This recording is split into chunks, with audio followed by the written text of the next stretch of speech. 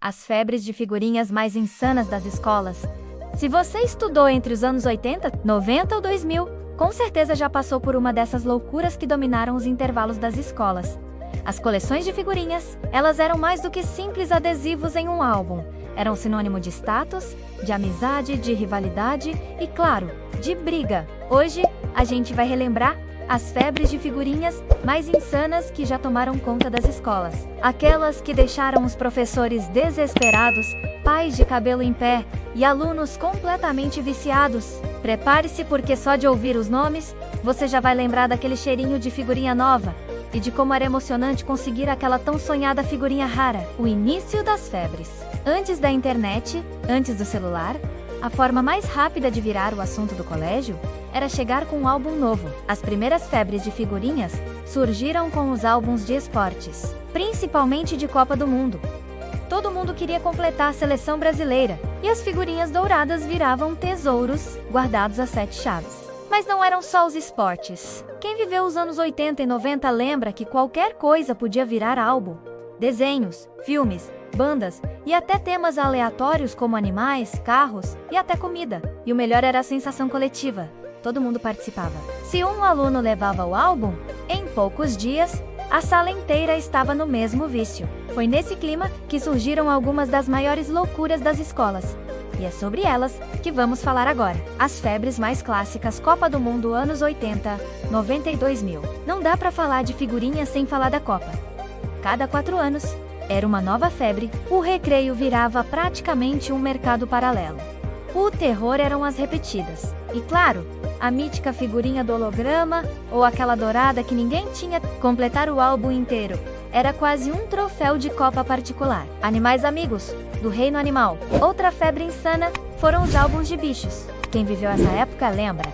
Eram figurinhas coloridas, algumas com brilho, outras com texturas. Todo mundo queria colar certo, mas também tinha gente que preferia guardar sem colar, só para exibir. Carros, motos e aviões. Nos anos 90, outra moda era o álbum de carros. As figurinhas cromadas eram raríssimas e rendiam trocas altíssimas no pátio. Tinha sempre alguém que jurava ter conseguido a figurinha de uma Ferrari lendária que ninguém mais via. Filmes e desenhos da moda. Álbuns da Disney, Cavaleiros do Zodíaco, Pokémon, Yu-Gi-Oh!, Dragon Ball Z.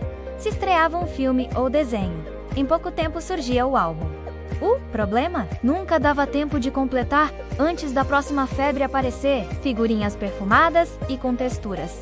Sim, elas existiram. Figurinhas que vinham com cheirinho ou até textura, tipo veludo. Eram tão disputadas que muitas vezes os alunos colavam no estojo, em vez do álbum, só para exibir no dia a dia. As trocas e as regras não escritas. O recreio se transformava em um verdadeiro mercado negro das figurinhas.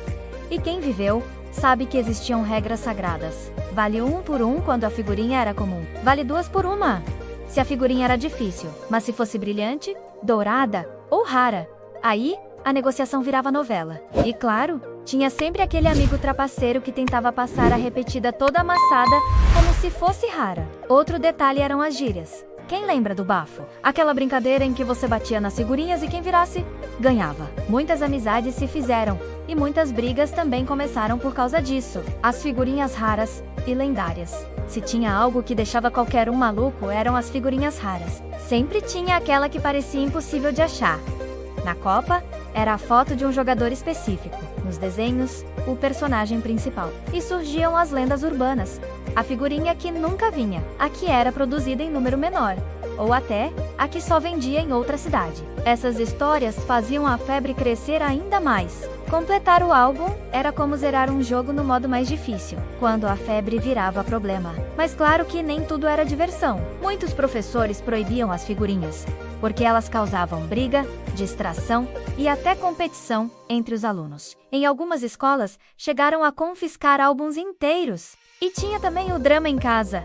Os pais reclamavam do dinheiro gasto. Afinal, as figurinhas nunca eram baratas, e a quantidade de repetidas era enorme. Mas, de um jeito ou de outro, a febre sempre voltava. Quando não era um álbum novo, era uma edição especial ou relançamento. A queda das febres. Com a chegada da internet, redes sociais e celulares, a febre das figurinhas perdeu força. Hoje ainda existe, principalmente em Copas do Mundo.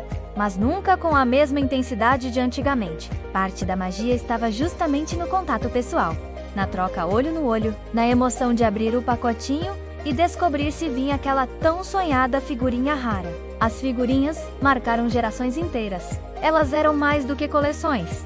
Era uma parte da infância, um pedaço da escola, um motivo de risada, de amizade e até de treta. Se você viveu uma dessas febres, com certeza guarda até hoje as lembranças e talvez até um álbum esquecido no fundo de uma gaveta. E aí, qual foi a figurinha mais rara ou álbum mais marcante da sua infância? Conta aqui nos comentários, porque esse é o tipo de memória que a gente adora relembrar junto.